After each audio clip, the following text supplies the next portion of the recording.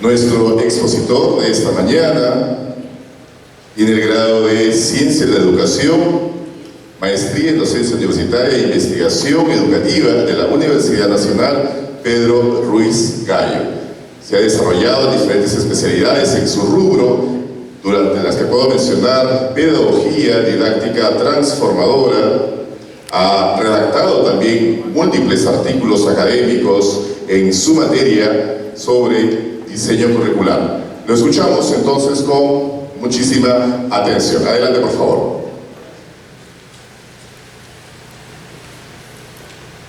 Bien, buenos días a todos ustedes. Un privilegio, un honor compartir esta mañana, estos minutos, a partir de la perspectiva de una sociedad que ya vive un siglo denominado sociedad digital. La idea es cómo la educación debe integrarse, conectarse en esta sociedad. Bien, el tema se llama Educación, Tecnología, Desafíos y Oportunidades de un Futuro Conectado.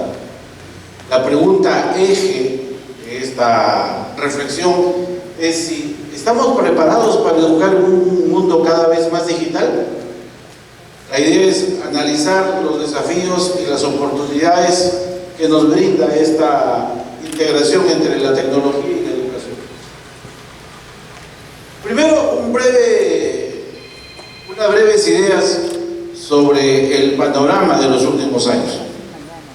Creo que una de las cosas que nos tocó vivir a nosotros fue la pandemia, pero en el campo de la educación también la pandemia tuvo un papel fundamental. Uno fue que nos forzó, nos adelantó ingresar a la virtualidad. Se produjo un salto forzado a la virtualidad. Recuerden, estuvimos encerrados durante mucho tiempo. Y a partir de eso, uno de los retos fue cómo la educación en sus diversos niveles afronta esta etapa de confinamiento.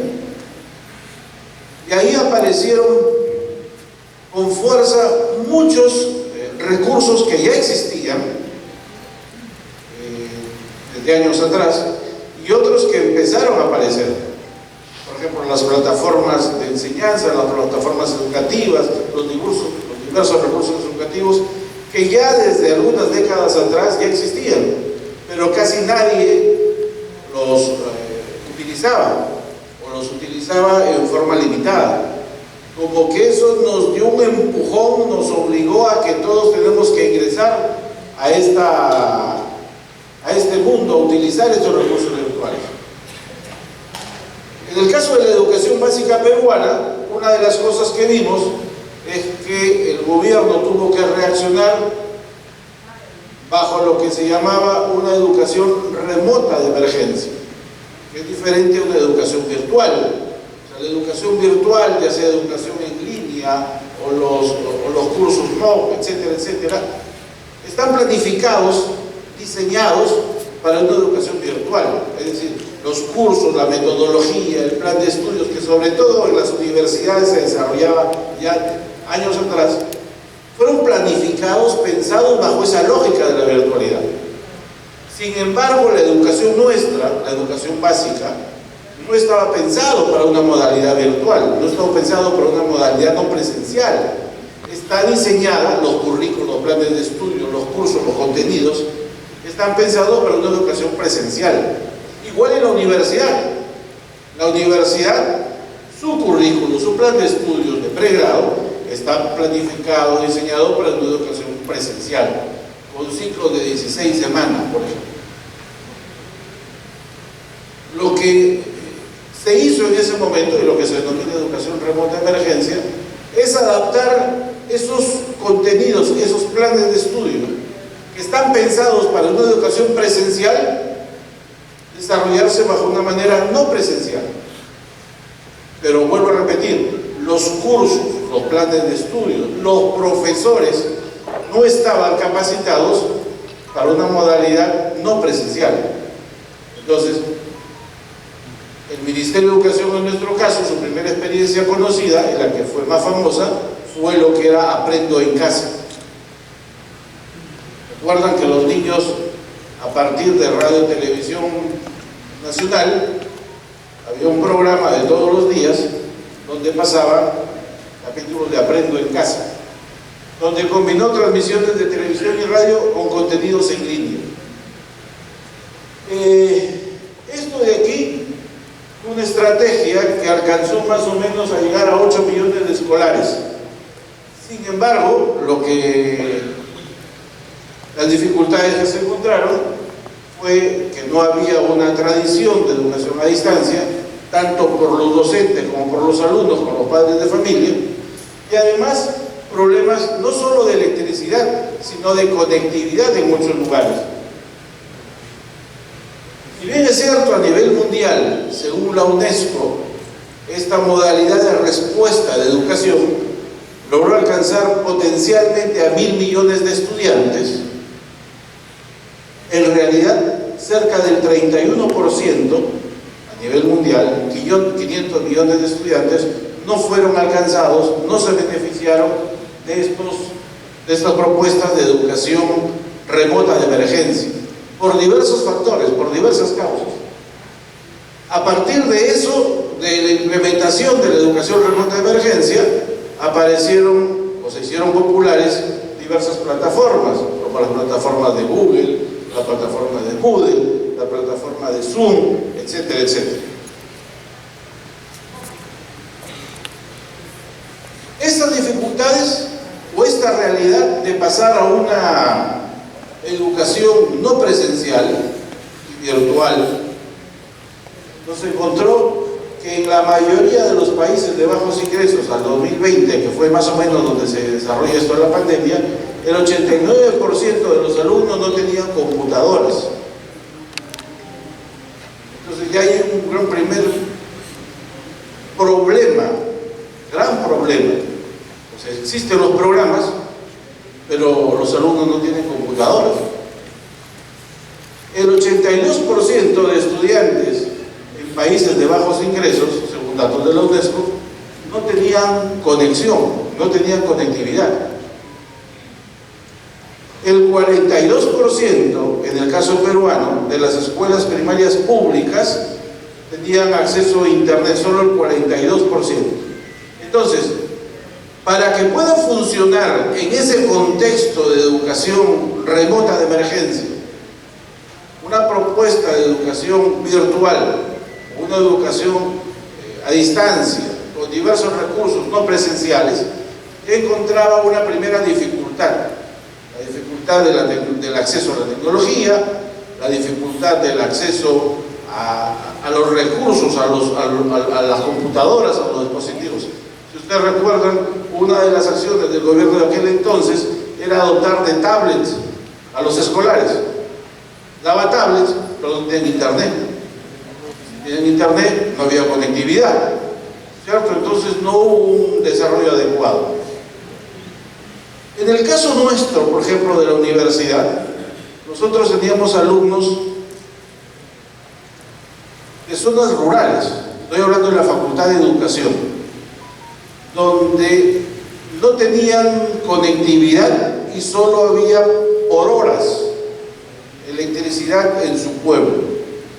Es decir, cuando nosotros podíamos hacer las clases síncronas, muchos de los alumnos de la universidad no podían conectarse, porque en el lugar donde se encontraban no había electricidad. No había electricidad por horas. Miren lo que vamos encontrando, un panorama que de repente ya se ha normalizado, y cuando se normaliza algo no nos llama la atención, no nos conmueve. Ya lo vemos como algo que así es, pues. Y cuando se normaliza algo, ya no actuamos. Cuando salimos a las calles, vemos a niños de 4 o 5 años que se acercan a pedirnos una propina o vendernos un caramelo de 5 años. ¿Nos conmueve? No nos conmueve. Es parte del paisaje es algo normal. Me van a decir, pero nos explotan, sí, pues, los están explotando, o de repente tienen necesidad, pero son niños y no hacemos nada. Cuando digo no hacemos nada, no nos referimos necesariamente a nosotros, digo a la sociedad en general, porque se normalizó. Y entonces, muchos de estos casos, el problema es que se normalicen, que pasada una situación de emergencia, nos olvidemos de eso. Esos problemas no se solucionaron, esos problemas existen.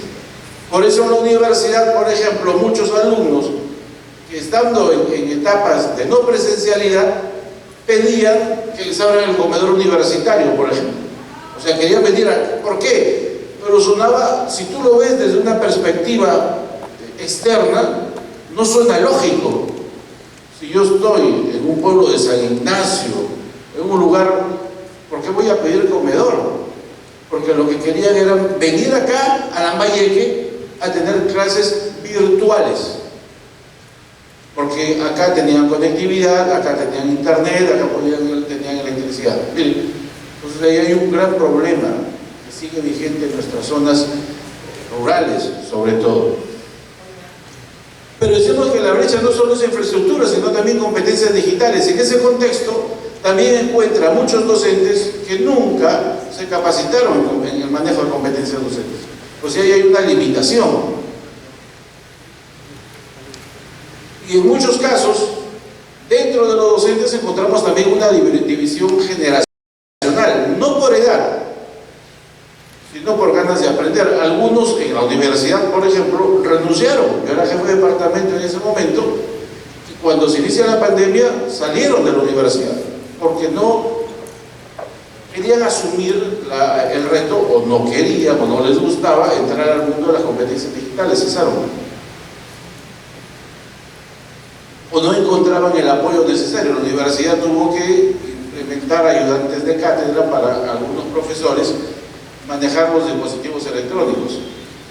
Y en un inicio muchos profesores lo que hacían era instalar su cámara y hacer sus clases como cuando las hacen presencialmente, simplemente que ante una cámara. O sea, si tú veías a muchos profesores con sus pizarras haciendo las clases. Entonces de ahí había una limitación, es decir, había no solo problemas de infraestructura, no solo problemas de equipamiento, no solo problemas de internet, no solo problemas de conectividad, sino también nos encontramos en un panorama donde había una debilidad de competencias digitales. Obviamente sobre la marcha empiezan a desarrollarse capacitaciones, alfabetizaciones digitales para que los docentes puedan entrar a esta nueva realidad. Pero así como en ese contexto se produjo un panorama donde había unos desafíos, también aparecen oportunidades, porque a partir de este modelo de no presencialidad, empiezan a hacerse visibles propuestas donde que si nosotros utilizamos ciertos recursos educativos que antes no los habíamos utilizado, o no los conocíamos, o no existían, y que empiezan a surgir, nos permite ahora tener recursos que nos permite acceder a diversas experiencias, a diversos contenidos, a diversos recursos.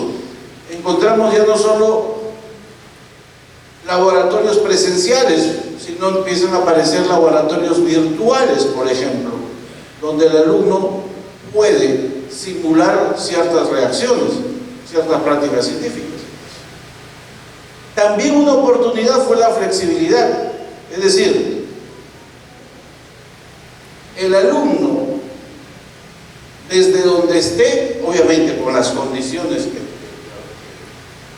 necesarias, puede aprender. Yo puedo aprender desde mi casa, puedo aprender desde el trabajo, puedo aprender desde diversas zonas, siempre y cuando, y en cualquier momento, porque los recursos en las aulas virtuales, no solo las clases, sino los diversos cursos, están en plataformas de enseñanza. Entonces yo puedo acceder en el momento que yo considero. A diferencia de la educación presencial, donde hay un horario fijo, estable, de 7:30 a 12, y en esa hora yo tengo que estar muy pendiente de las clases, Acá el alumno puede entrar en cualquier momento y revisar, por ejemplo, las clases grabadas. Y si no entendió, puede volver a repetir las sesiones de aprendizaje. Tiene material, tiene recursos que puede ser utilizado, puede ser consultado, puede ser desarrollado en cualquier momento y en cualquier lugar. Obviamente, eso también requiere desarrollar en él nuevas capacidades de autonomía, de disciplina, porque en estos modelos de educación virtual tienes que ser muy disciplinado, tienes que ser autónomo para poder desarrollar eso. No hay nadie que te esté exigiendo, entre comillas, eso. Y eso tiene que ver con mayor autonomía. Hay una necesidad de que el alumno desarrolle, y ahí viene un reto de los profesores, desarrollar en el alumno la autogestión del aprendizaje. Y a partir de eso también se presentó una oportunidad de innovación docente, porque a partir de los diversos recursos existentes, también hemos sido testigos de que muchos docentes empezaron a experimentar, crearon canales, utilizaron diversos recursos y utilizando el internet empiezan a plantear en la educación formal y en la educación informal diversas estrategias alternativas, estrategias innovadoras. Entonces, dentro de ese contexto donde hay varios problemas, también se presentaron varias oportunidades. Bien, ese fue el contexto en este periodo, pandemia y pospandemia.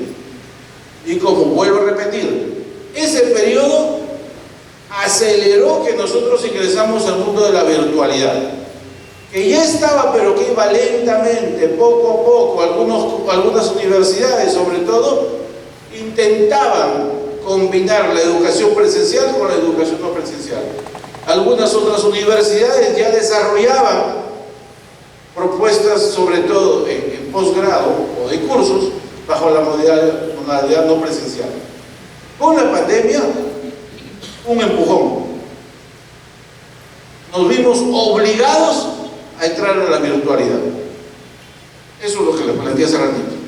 Ahora, a partir de eso, estamos en una sociedad virtualizada, donde cada vez más la inteligencia artificial cobra mayor protagonismo. Ahora, en este panorama, ¿cuáles son, desde mi perspectiva, los principales desafíos? Un primer desafío en nuestro país es la desigualdad tecnológica. Una primera relación de desigualdad está entre lo rural y lo urbano. O sea, nuestras ciudades urbanas, es diferente a nuestra realidad rural. Y dentro de las dificultades en las zonas rurales, no solo es que no hay internet, porque a veces hay internet pero no hay conectividad, o a veces hay internet pero no hay electricidad. ¿Cierto? Ahora,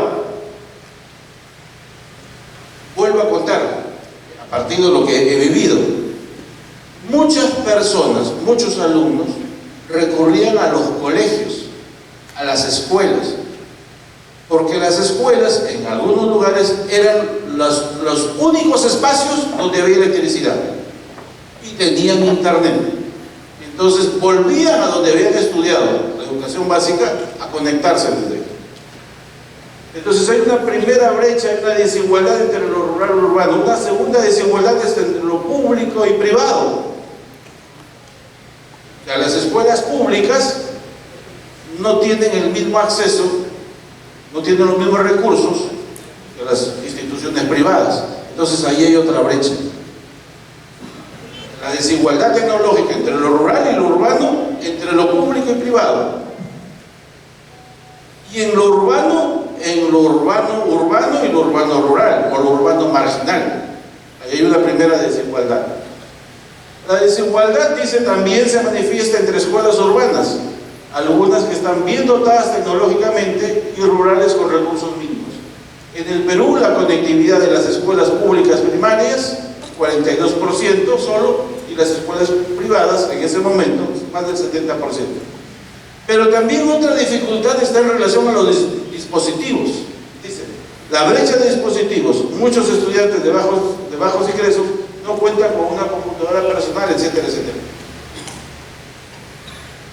En algunos casos, alumnos nos pedían permiso a nosotros para no estar presentes en algunas horas de clases síncronas, o sea, en vivo, porque esa hora su hermano estaba teniendo clase. Es decir, el mismo dispositivo era usado por los diferentes hermanos, los diferentes miembros de la familia. Ahora, esto se complicaba si es que el papá o la mamá también estaba haciendo un trabajo remoto.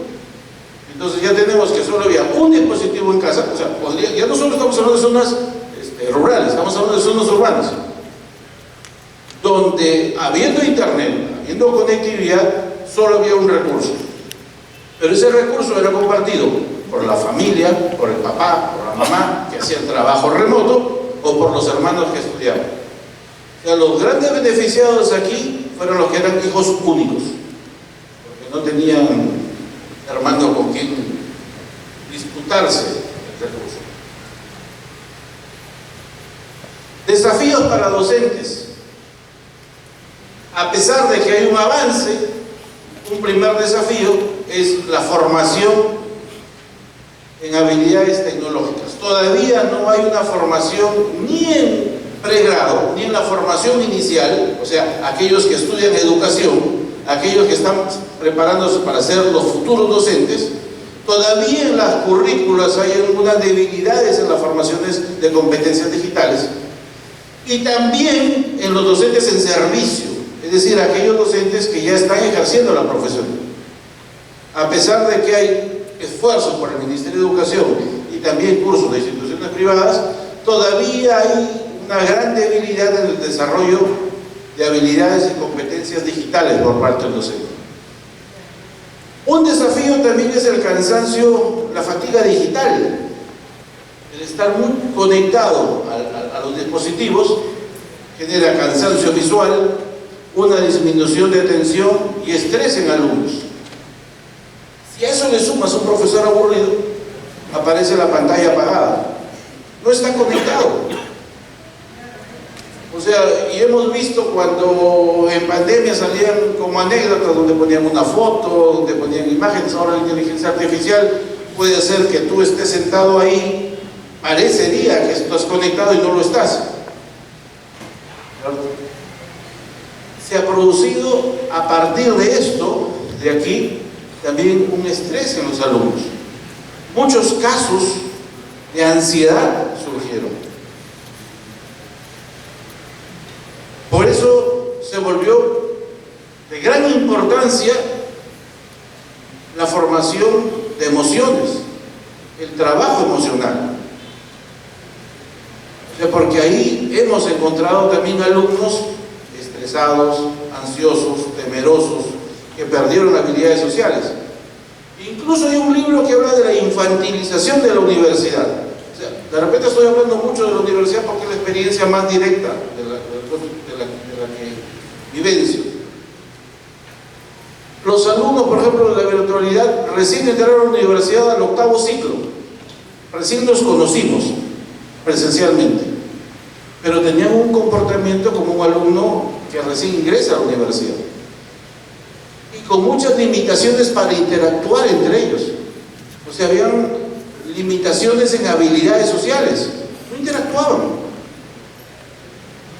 habían estado encerrados. Un impacto neurocognitivo. La multiárea digital afecta la concentración profunda y memorización. A veces el alumno está con un dispositivo y le entra un mensaje y está desarrollando otra cosa a la vez y no permite concentrarse en una actividad. Y lo otro, la deshumanización. Lo que les estaba hablando, el aislamiento intensificó problemas de salud mental y soledad. Parece sencillo, pero de repente ustedes también lo experimentaron. Ahora también tenemos Otros desafíos, como la protección de datos. ¿Quién maneja nuestros datos? Porque a partir de eso los alumnos ingresan a diversos recursos educativos que existen en línea.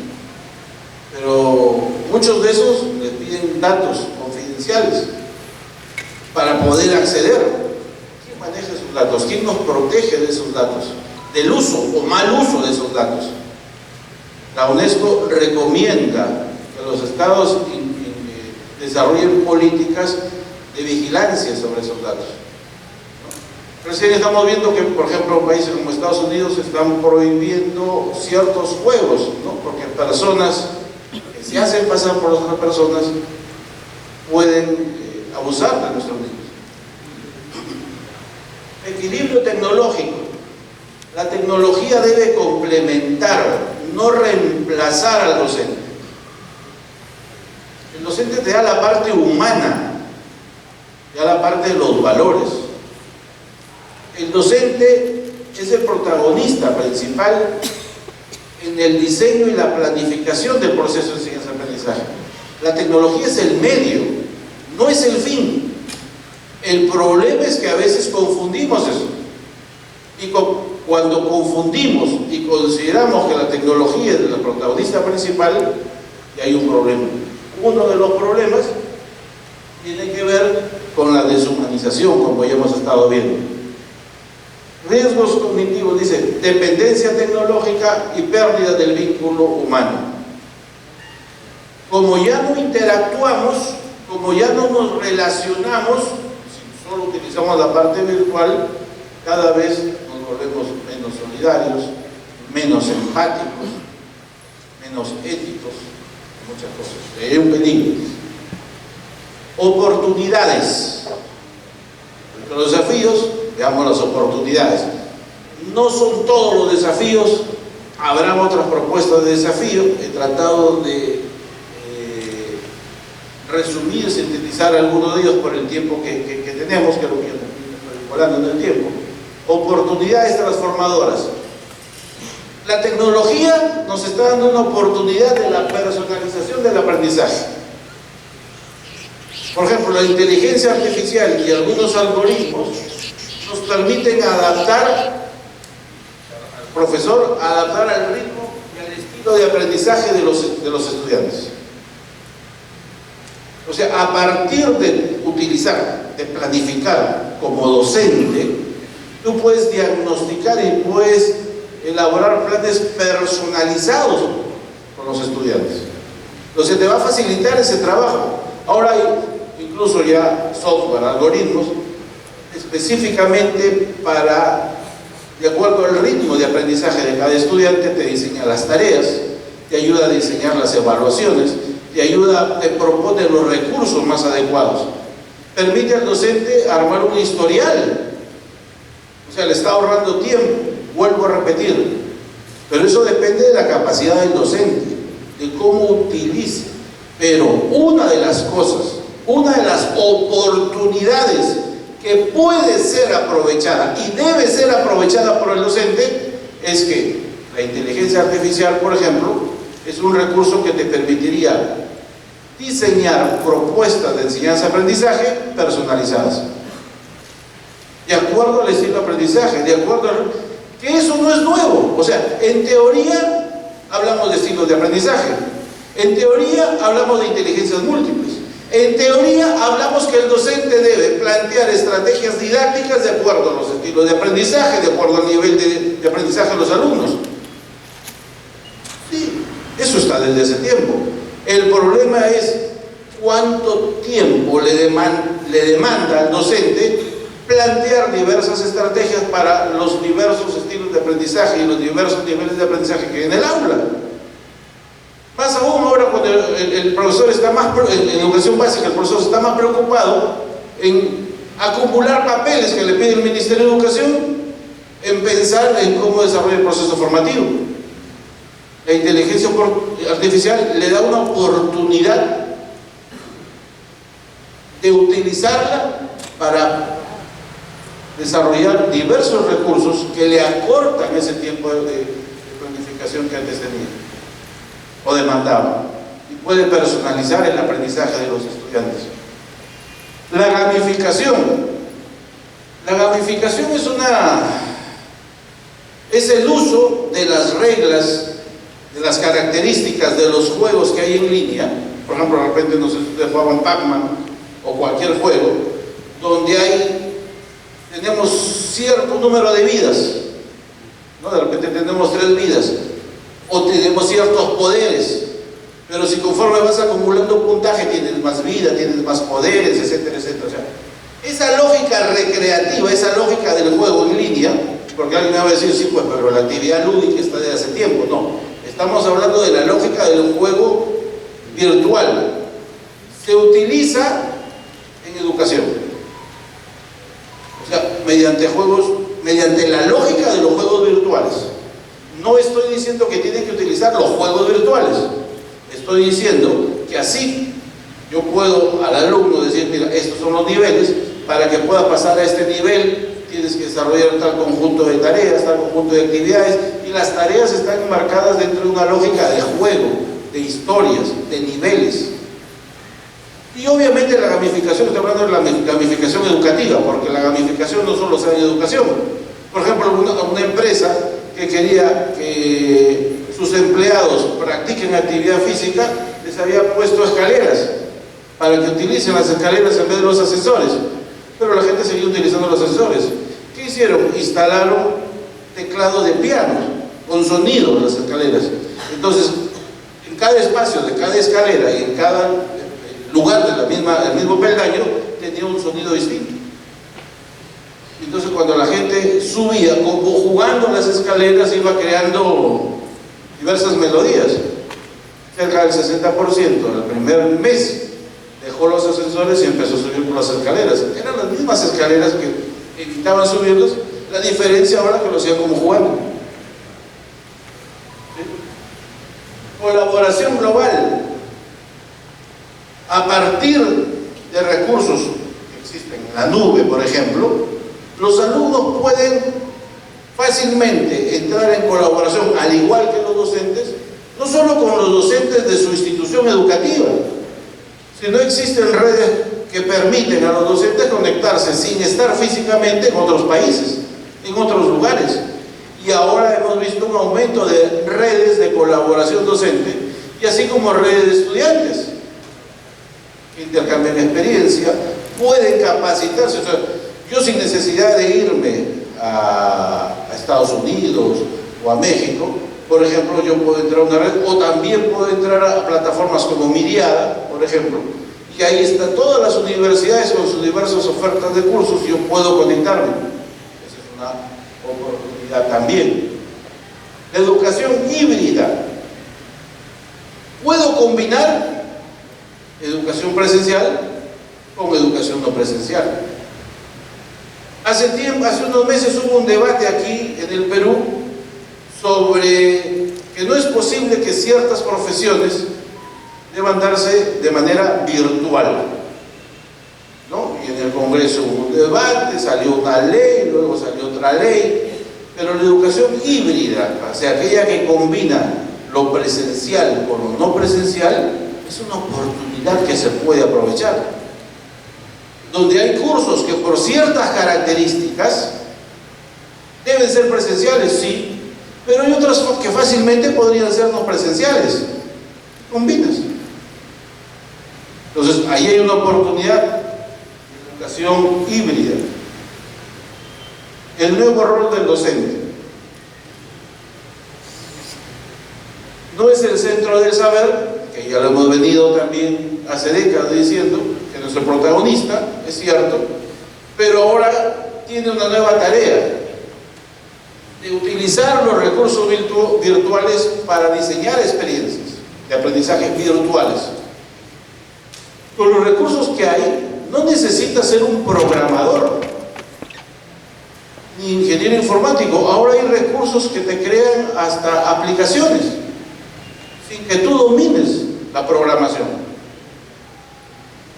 Entonces, lo que pasa es que el docente ya tiene que empezar a desarrollar su creatividad, definir lo que desea, definir los propósitos de aprendizaje y a partir de eso recién utilizar la tecnología para ver cómo se apoya en ella. Y aquí viene una tarea nueva, el promotor de competencias críticas, éticas y digitales. Hay una corriente en educación que se llama conectivismo, así como hay otra corriente psicológica que se llama construccionismo. No constructivismo, sino construccionismo. Y la otra, conectivismo, de Siemens, la última de Siemens. Él plantea, entre otras cosas, que una de las tareas del profesor, obviamente con otros términos, es la alfabetización informacional. Es decir, estamos en un mundo donde hay cantidad de información, pero no toda la información es cierta, ni toda la información es verdadera.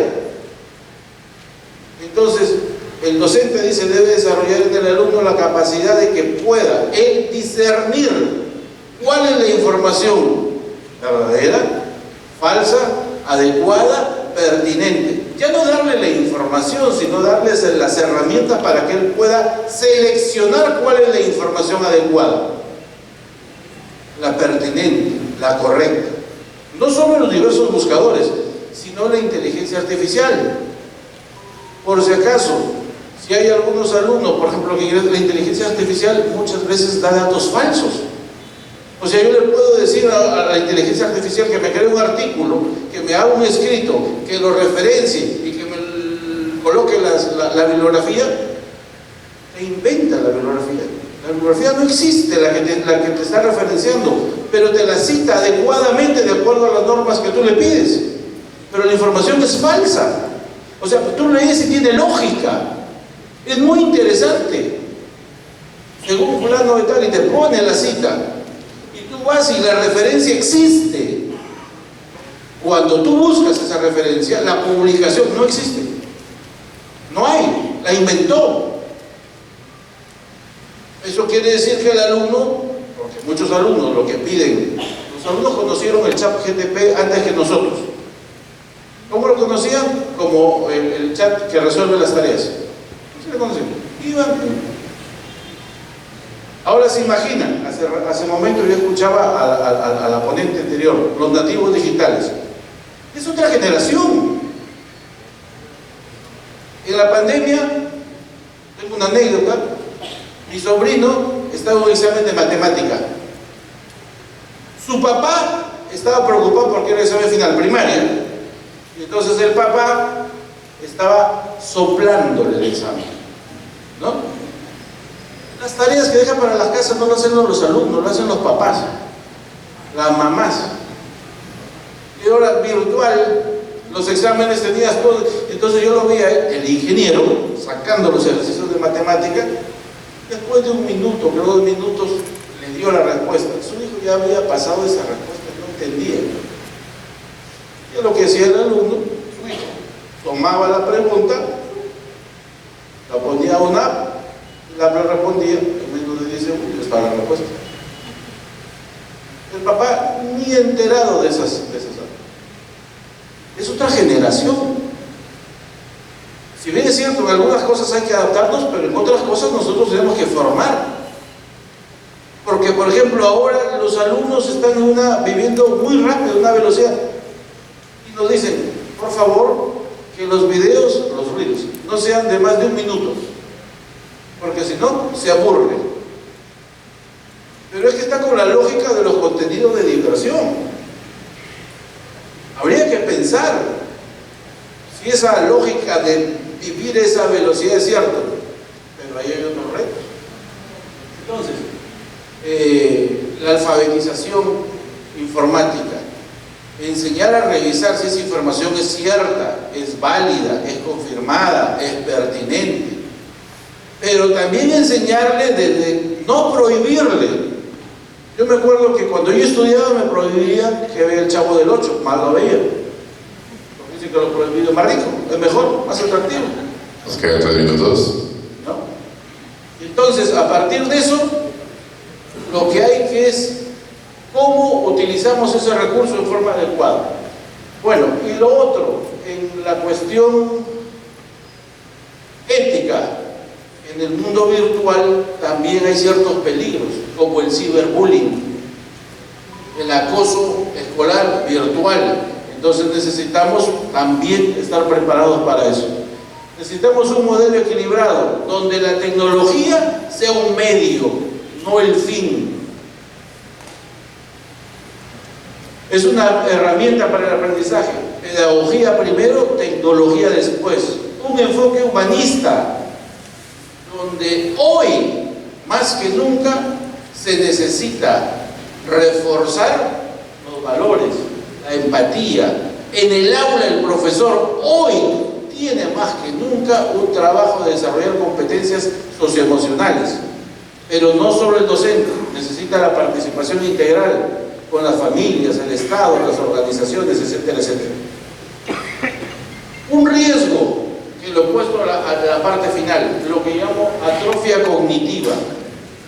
La atrofia, el término atrofia que estamos utilizando metafóricamente, es cuando un músculo se debilita si no lo utilizas. Si lo llevamos al tema que estamos hablando, esto lo vamos a entender que si no usamos las habilidades mentales, razonamiento, memoria, etcétera, se puede debilitar esas habilidades si solo recurrimos a las máquinas, a la inteligencia artificial. Entonces, necesitamos enseñar habilidades de resiliencia cognitiva, es decir, preparar a los alumnos para saber cuándo confiar en la tecnología y cuándo es necesario activar nuestro propio intelecto. El riesgo de atrofia cognitiva por mal uso de la inteligencia artificial es real, pero prevenible. La clave es la educación. ¿Cómo integramos la inteligencia artificial en las actividades formativas? Este texto se lo dejé para leerlo solamente y con eso culmino. He tratado de correr. La tecnología bien encauzada tiene el potencial de democratizar el conocimiento, de derribar muros de aislamiento, de hacer el aprendizaje más atractivo y adaptado a cada persona, de ampliar los horizontes educativos hacia los límites insospechados. Pero la verdadera fuerza transformadora reside en las personas, en los docentes creativos y comprometidos, en los estudiantes curiosos y protagonistas, en los directivos visionarios, en las familias, en las comunidades y organizaciones que apoyan. Es esa dimensión humana la que garantizará que las herramientas digitales cobren vida en experiencias significativas. En un entorno cada vez más tecnológico, el rol humano no solo sigue siendo crucial, sino se vuelve más importante que nunca para guiar, inspirar, motivar y dar sentido a la avalancha de información. Si logramos equilibrar sabiamente ambos mundos, tendremos una educación más inclusiva, de mayor calidad y relevancia para el siglo XXI. El reto está ahí. ¿Lo tomamos o lo dejamos? Muchas gracias. Muchas gracias, doctor Carlos Vázquez Crisanto, por muy interesante exposición. Invitamos a nuestro gobernador de distrito, Jacinto Ceballos, para que entregue un reconocimiento por tan importante disertación. Asimismo, agradecemos la participación de los miembros de la mesa para esta segunda plenaria. Al ex gobernador de distrito, Jacinto Ceballos Revilla, a Percy Siancas Pulache y a la compañera Elsa Reginaldo Enrique.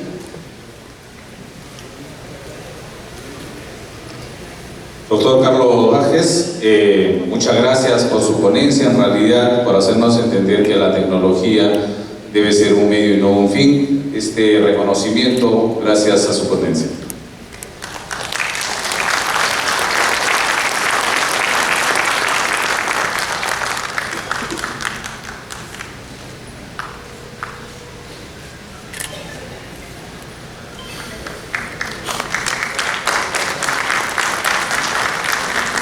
Gracias, amigos.